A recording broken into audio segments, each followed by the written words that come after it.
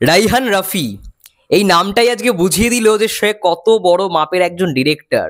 ভাই, তুফান দিয়ে সেই কিন্তু মেগাস্টারকে এই লেভেলে প্রেজেন্ট করেছে। আমরা তারপরে বরবাদ দেখলাম, মাথা নষ্ট করা একটা সিনেমা, মাথা নষ্ট করা টিজার, এবং এখন আসছে তাণ্ডব। টিজারের একদম প্রথমেই বলে দেওয়া হয়েছে সমস্ত সমস্ত দেশ জুড়ে, সমগ্র দেশ জুড়ে জারি হলো 10 নম্বর মহাবিপদ সংকেত। ঠিক আছে, এখন আমরা কথা বলতে এসছি তাণ্ডবের টিজারের ডিটেল রিভিউগুলো নিয়ে। আমরা রিয়াকশন করেছি, কিছুক্ষণ আগে রিয়াকশন দিলাম, এবং শুরুতেই যেটা বলবো, দি মেগাস্টার ডিরেক্টর রাইহান রাফি।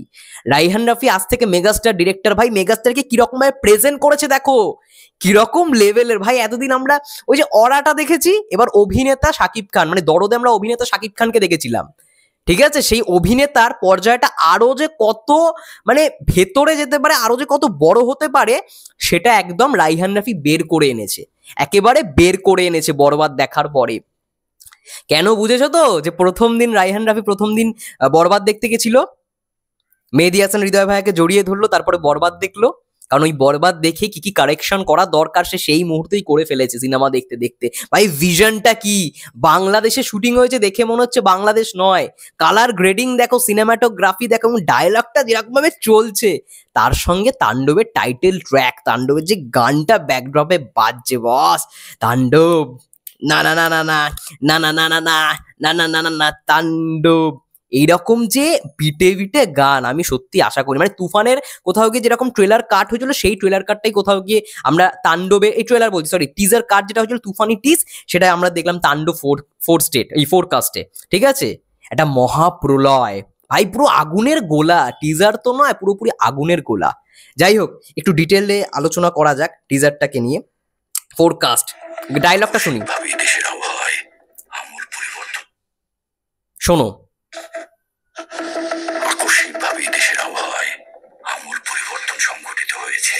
আকস্মিকভাবেই দেশের আবহাওয়ায় একটা কি সংগঠিত হয়েছে, ওয়েট,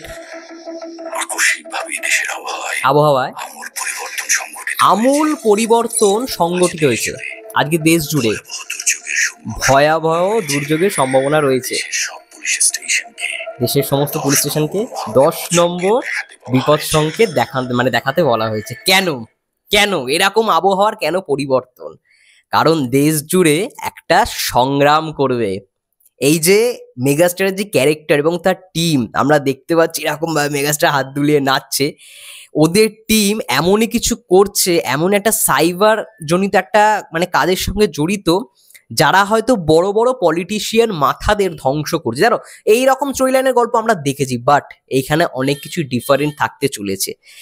এমন কিছু দেখানো হবে যে দেশের মানে রাজনীতির একদম ওপরের পর্যায়ের মাথাকে মানে ধ্বংস করতে চলেছে এই ব্যক্তি, এবং তার কোথাও গিয়ে অপোজিটেই আসবে আই থিঙ্ক জয়া হাসানের ক্যারেক্টারটা। এখানে সাবিলা নূরকে দেখায়নি টিজারটার মধ্যে, ফোরকাস্টের মধ্যে।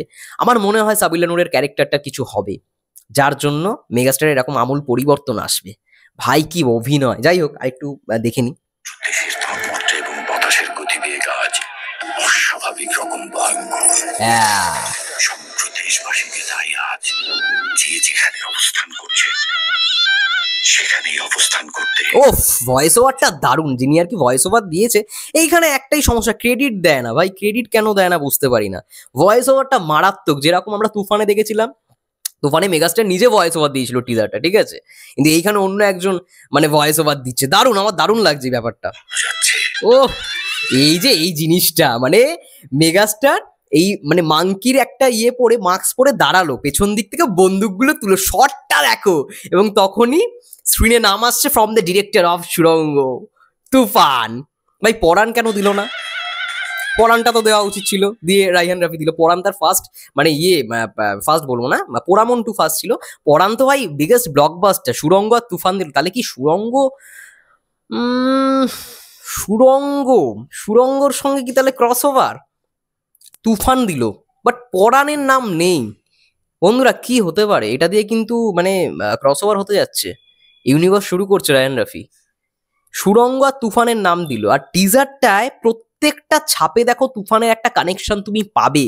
মানে ভিজুয়ালের দিক থেকে বলি, গানের দিক থেকে বলি, গানেও ভালো করে দেখো তুফান ওয়ার্ডটাকে ইউজ করেছে রায়ান রাফি। যাই হোক, নেক্সট। ও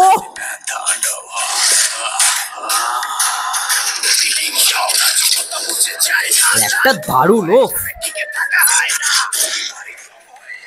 এই গানটা টিজারটাকে একটা অন্য লেভেলে নিয়ে গেছে, অন্য জায়গায় নিয়ে গেছে ভাই। ফ্যাবুলাস হয়েছে এই গানটা, মানে যেরকম ভাবে ব্যাকড্রপে ইউজ করেছে এবং যেরকম অ্যাকশন চলছে ভাই, ও ভাই সব শেষ।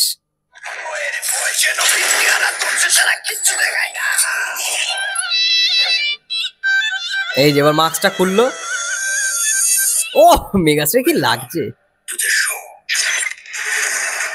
ওয়েলকাম টু দ্য শো, মানে এখান থেকে বোঝা যাচ্ছে একটা তারা মানে এরকম ভিডিও করে করে সবার কাছে বার্তা পৌঁছাচ্ছে, একটা মেসেজ দিচ্ছে ভাই আমরা আজকে নেক্সট টার্গেট এইটা, আজকে আমরা এই টার্গেটটা করলাম, এরকম বার্তা ছড়াচ্ছে। এবং এখানে ওফ নাচটা দেখো মেগাস্টারে, এরকম হাত দুলিয়ে দুলিয়ে নাচছে, বস কি লাগছে। মেগাস্টারকে দেখে আমার নিজের নাচতে ইচ্ছে করছে।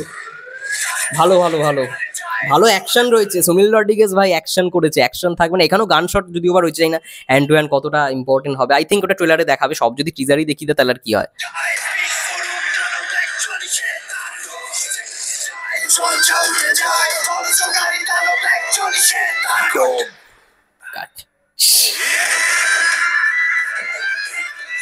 তাণ্ডব পেছাচ্ছে না ভাই, যারা ভেবেছিল পিছিয়ে দেবে, কুরবানি ঈদেই তাণ্ডব আসছে।